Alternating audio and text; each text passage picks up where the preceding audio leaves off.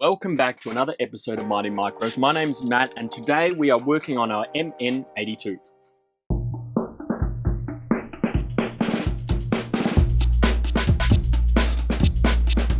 This is going to be one of the quickest upgrades I've ever done. I have received the brushless system in the mail and it's literally like 4 screws. But there's a little catch and we'll get to that.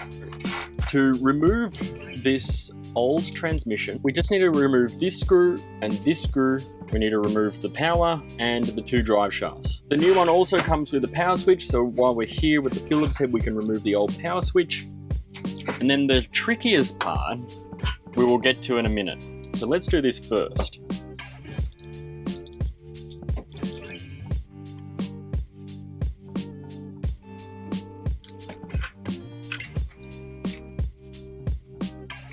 Right in. Look, bang. We'll put these drive shafts back on, line it up.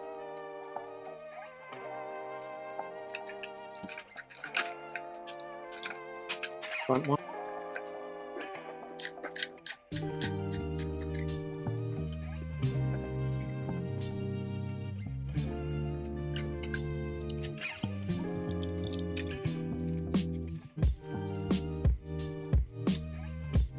And that's done. Like it's ready to go now. Well, sort of. Now we have to manage them. So to be able to fit the new ESC and the receiver in here neatly, we have to get rid of all these little plastic bits. Like here, here, here, here, here. These all need to be removed. So how do we do that? Well, you could hack away at it with a knife and try and cut it out. Or we could try this. Just try scoring along the bottom of all the parts you want to remove.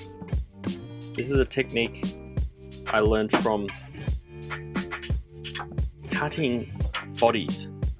So you score along the bottom all the way around, which I've done previously.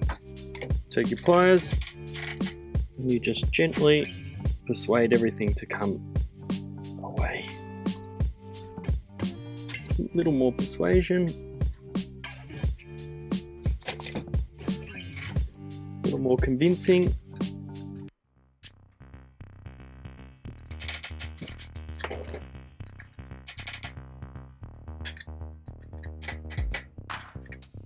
And there you go.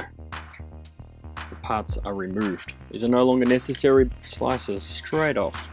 Make sure your blade is really well secured to your handle and keep fingers out of the firing line. Some of you might be more pedantic than I am about how neat it is.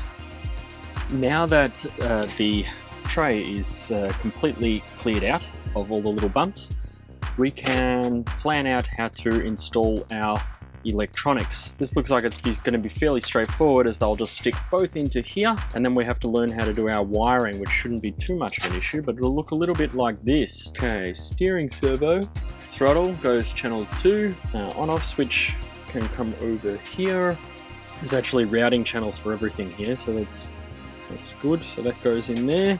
We can tape it all inside. It keeps everything nice and neat. Okay, let's add those screws back in from the previous on-off switch.